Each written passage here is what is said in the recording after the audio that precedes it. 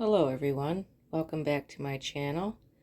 I am diamond painting right now, and I thought of an idea for a different kind of video. Instead of working on a diamond painting and doing a time lapse, I thought that I would record myself working on it in real time as a whip and chat. If you don't know what that is, whip, W-I-P, means work in progress, and you work on your project and chat at the same time. I don't really usually have much to chat about. My life's not really that exciting, so I thought that I would read a true crime story. This will be a pre-recorded video, and I will do a voiceover reading the book. So this is like a concept video. This is just an idea I'm trying out, and I'm getting set up to diamond paint right now. I turned on my light pad. I am working on Tabby Night from Diamond Art Club. I have started it and I have a whole bottom row done. So this is the book that I'm going to read. It's called Masquerade, A True Story of Seduction, Compulsion, and Murder by Lowell Caulfield. And this is a local story that happened in Detroit in the 80s. So I will start by reading the prologue, and then I will just read until the video runs out, which will be about 30 minutes. Before I begin reading, I'll just let you know that I may stammer my words, or, I'm reading out loud, essentially to myself, over this video. You may or may not hear background noises. I'll do my best. So here we go with the prologue to Masquerade. We were jammed into the jury box, waiting for the first witness, when the main door of the courtroom swung open and the widow made her way toward the bench. More than a dozen reporters and artists filled the enclosure for the preliminary exam, simply because there was no other place to sit. She wore a smart blue suit and medium heels, with her shiny hair pulled up in a French twist. Her eyes were swollen, her attractive face fatigued, but she marched up the aisle between the rows of spectators as though all of hell wasn't going to stop her. Her name was Jan Canty, a Ph.D. psychologist and marriage counselor, and wife of W. Allen Canty, Ph.D., psychologist and murder victim. As she headed to the front of the courtroom, it occurred to a number of us that this had been a week quite unlike any other, even for a town numbered by 600 homicides a year. The headlines had progressed from "Psychologist disappears after leaving office" to "Police think they've got Canty's body" to "Body parts found on I-75" to "Torso found, maybe psychologists." There were reports as well of more body parts found buried in an animal boneyard 250 miles to the north, near the tourist town of Petoskey, Michigan.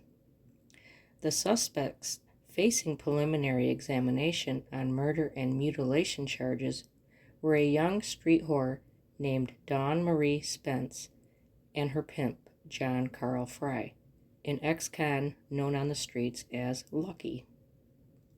Spence, once an honor student from the suburb of Harper Woods, sat sleepy-eyed at the defense table.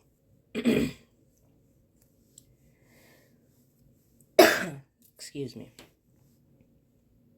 I'm not editing any of this. She sat sleepy-eyed at the defense table. She wore ragged jeans, a tattered baby blue blouse, and a pair of cheap black high heels with mesh toes. Fry relaxed at her side. His body weight shifted to one elbow. His white head was shaved, his mustache chiseled.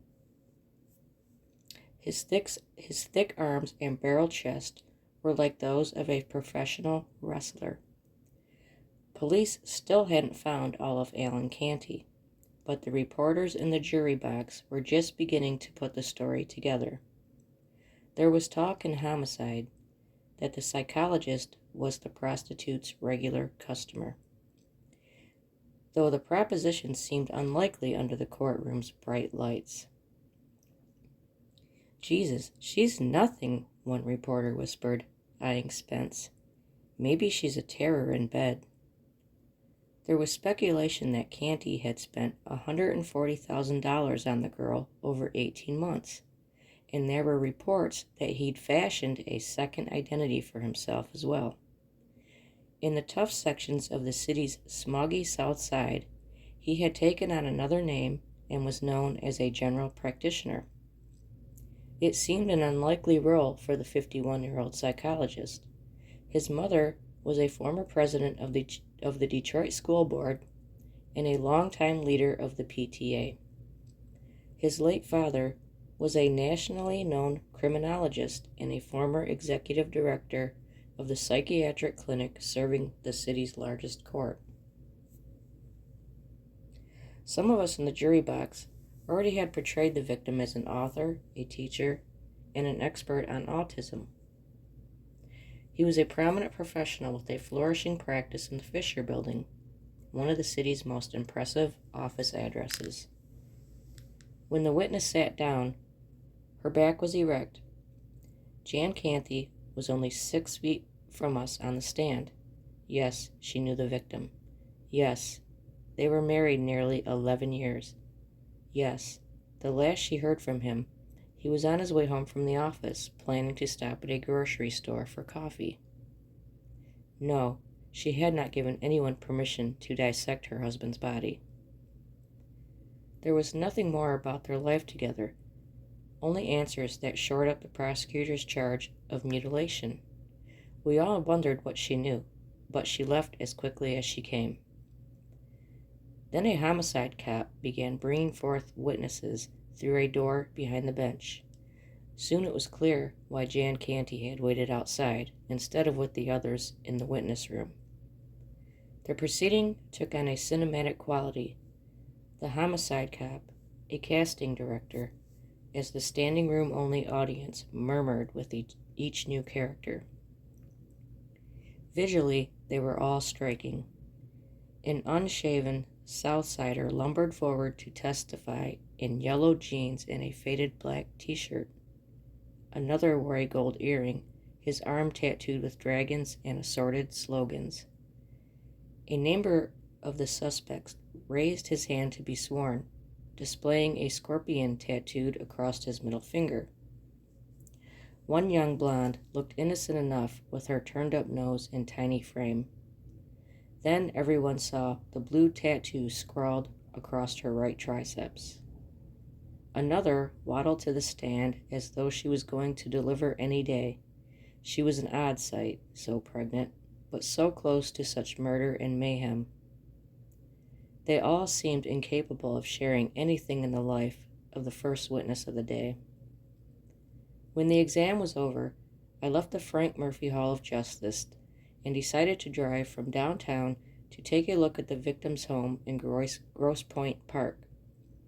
Already, I suspected that even a lengthy magazine story wasn't going to cover the distance between the two sets of images I saw in the court. The drive out Jefferson Avenue along the Detroit River was stratified like a sociological core sample of class variations. Once lined with mom and pop stores and thriving industrial plants, Jefferson was a broken chain of boarded building fronts and party stores fortified by bulletproof glass. A stretch of stylish high-rises still stood, but only a few blocks away were some of the most economically depressed neighborhoods in the United States. They weren't much different than the streets that had produced the group of witnesses in court. Nobody in sight resembled the billboard over one burnt-out building, a man in a designer tuxedo savoring a snifter of Martell cognac. Then, at Alter Road, Jefferson Avenue became the gateway to the points. Grosse Pointe Park, Grosse Pointe Farms, Grosse Pointe Woods, and Grosse Pointe Shores. Since the 19th century, these suburbs have been the home of the Motor City's industrial aristocracy. Old rail and auto money developed the most affluent sections, people with such names as Ford, Fisher, and Dodge. Some exceeded extravagance. Anna Dodge, wife of auto pioneer Horace Dodge, imported European craftsmen to build Rose Terrace, her monument to 18th century French architecture. It was razed a few years back, but most of the other stone-walled estates remained along the shores of Lake St. Clair. For years, the Grosse Pointers, took the term exclusive literally. Until a 1960 lawsuit, the suburbs were known for their point system, a checklist used by realtors to weed out prospective buyers. They awarded points on the basis of ethnic background, complexion, religious affiliation, and other such values. That day I drove out Jefferson, the contrast was most dramatic at the foot of Alta Road, the boundary between Detroit and Grosse Pointe Park. To the east, a manicured municipal park complete with swimming pool and tennis courts. Men in cashmere sweaters and women in the latest jogging apparel strolled by the mansions on Windmill Point Drive. To the west, there was a trailer town and a littered Detroit City Park. Teenagers in jeans and t-shirts milled about a parking lot. Obscenities and heavy metal rock boomed from rusted autos as the youth passed joints and sucked on cans of beer. Even the trees appeared to mind the border. A cathedral ceiling of towering elms shaded Berkshire Road, where Alan and Jan Canty owned a 6-bedroom, 6-bath, Tudor-style home with a 5-car garage, sporting doors of stained and varnished wood. Just across Alter, Dutch elm disease had ravaged most of Detroit's tall timber, leaving the streets virtually barren. It was as though the points were impervious to disease. But there was no magic at work. Grosse Pointers could afford a costly, experimental treatment from Europe to save their elm trees. In time, I would discover that W. Allen Canty, a concerned professional and valued resident, purchased the deluxe therapy. Money and a little planning. It's the way many problems are solved in the points. Part 1, 1983.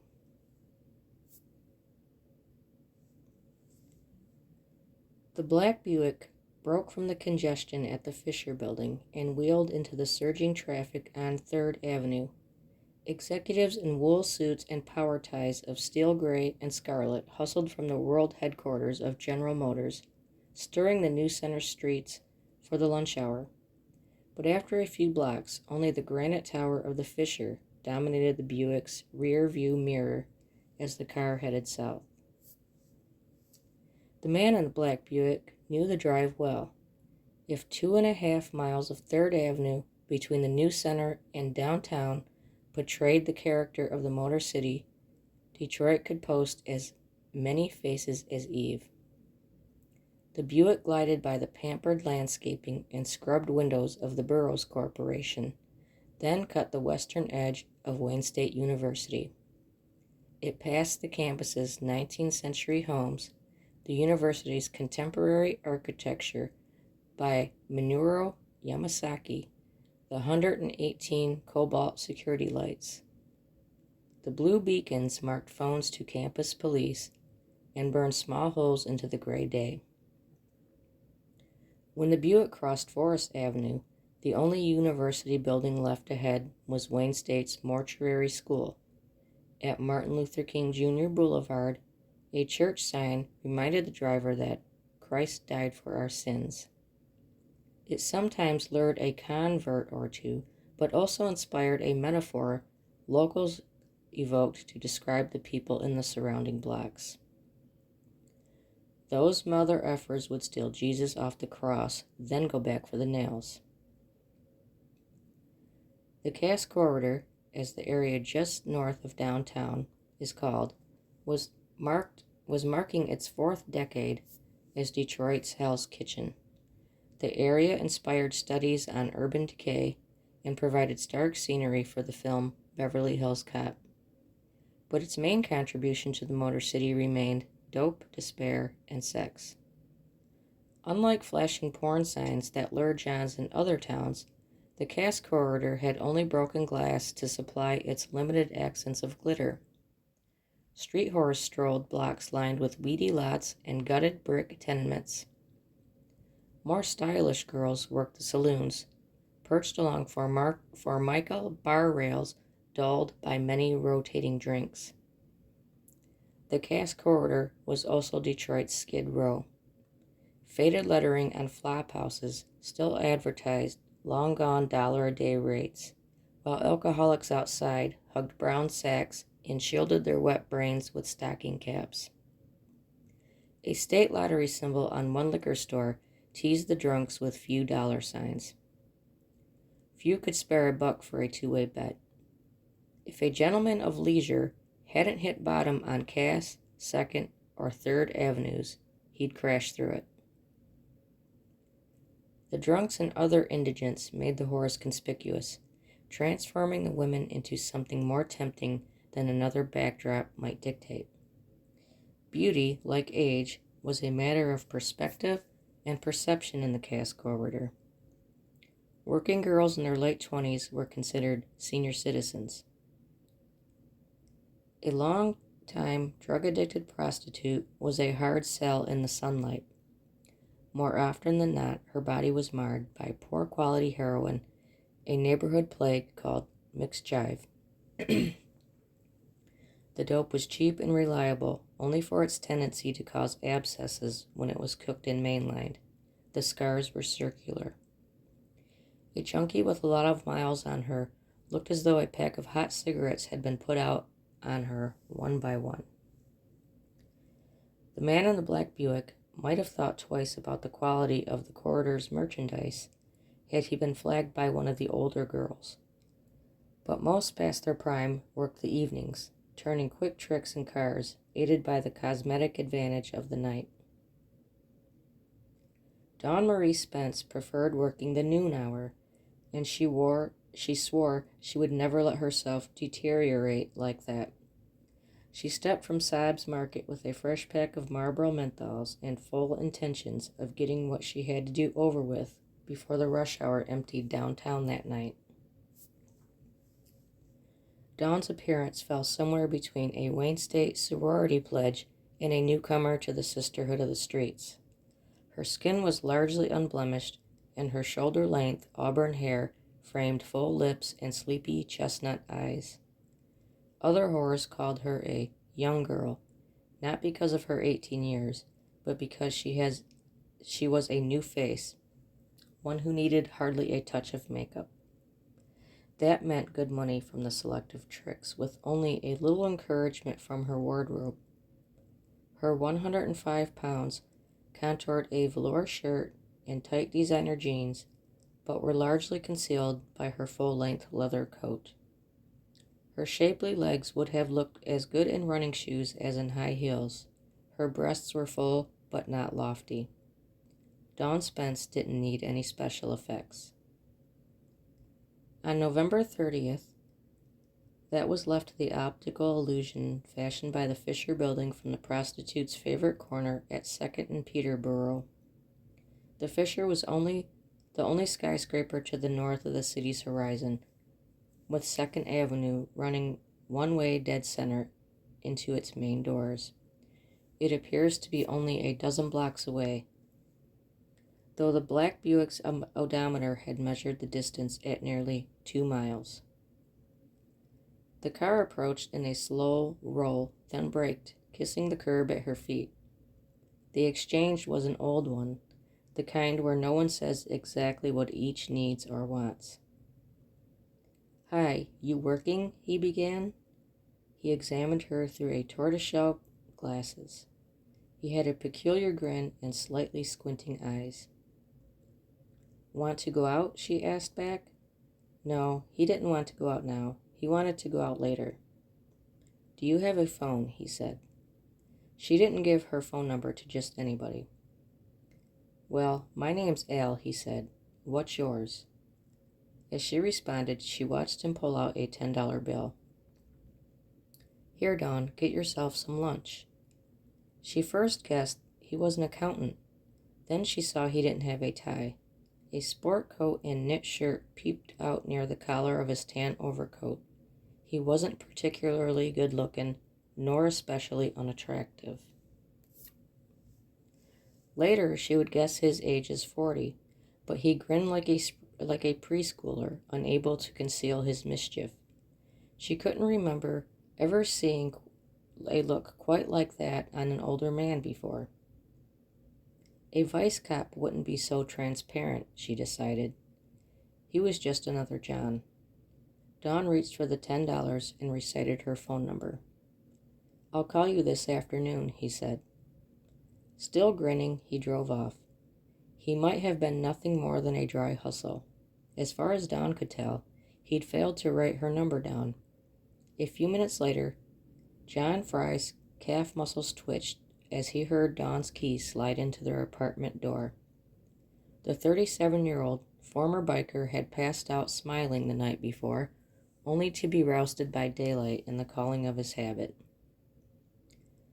The $25 he'd held back had provided a couple of hours of relief, but a quarter's worth of mixed jive was hardly worth another dope-burned vein in his right leg.